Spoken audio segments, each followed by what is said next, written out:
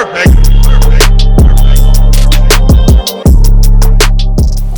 Conseil d'État ne supprime pas le processus des mesures transitoires. Il relève simplement deux erreurs dans le mécanisme qui a été mis en place par les décrets de 2019 et de 2020. La première erreur qui a été identifiée par le Conseil d'État, c'est que la limitation à 3 actes autorisés pour les mesures transitoires sur l'ensemble des actes des IBOD ne permet pas d'assurer la sécurité juridique du personnel qui va effectivement prendre la place d'un IBOD dans un bloc opératoire, avec un fort risque de glissement de tâches sur les autres actes nécessaires à la conduite du soin. Donc le Conseil d'État a annulé seulement la partie concernant la limitation des mesures transitoires aux 3 actes. Cela veut dire que le processus qui va continuer avec un nouvel acte qui sera pris dans les 4 mois par le Conseil d'État va devoir habiliter les mesures transitoires à effectuer l'intégralité des actes des IBOD.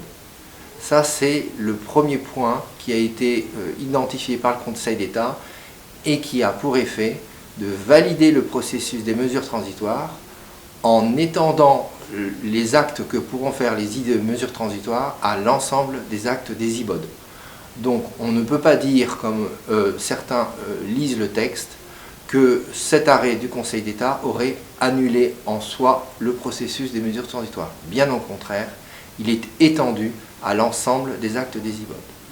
Le deuxième point identifié comme problématique par le Conseil d'État est le processus d'identification des IDE qui peuvent faire justement les actes en qualité de mesures transitoires. Il considère que le temps de sélection sur 3 mois pour pouvoir déposer les dossiers n'était pas suffisant pour s'assurer que l'ensemble des IDE ayant le droit de rentrer dans le processus d'une mesure transitoire ait été identifié et se soit déclaré. Il invite donc le ministère à revoir dans les 4 mois le processus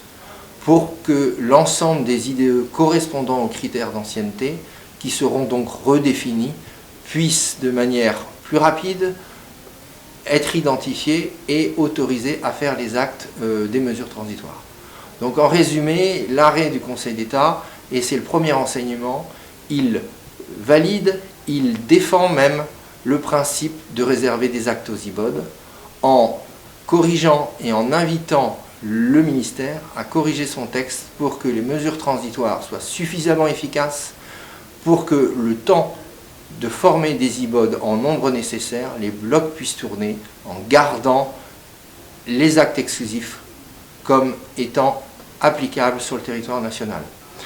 Bien évidemment, il faut être attentif au processus nouveau et s'assurer que les mesures transitoires, une fois qu'elles seront définitivement adoptées, avec les corrections que demande le Conseil d'État, il y ait des critères de contrôle pour que l'ensemble des établissements s'engagent dans la formation des IBOD pour pouvoir venir remplacer le personnel, notamment les mesures transitoires, au fur et à mesure où ce personnel-là quittera les blocs opératoires pour n'être remplacé à l'avenir que par des IBOD. Perfect.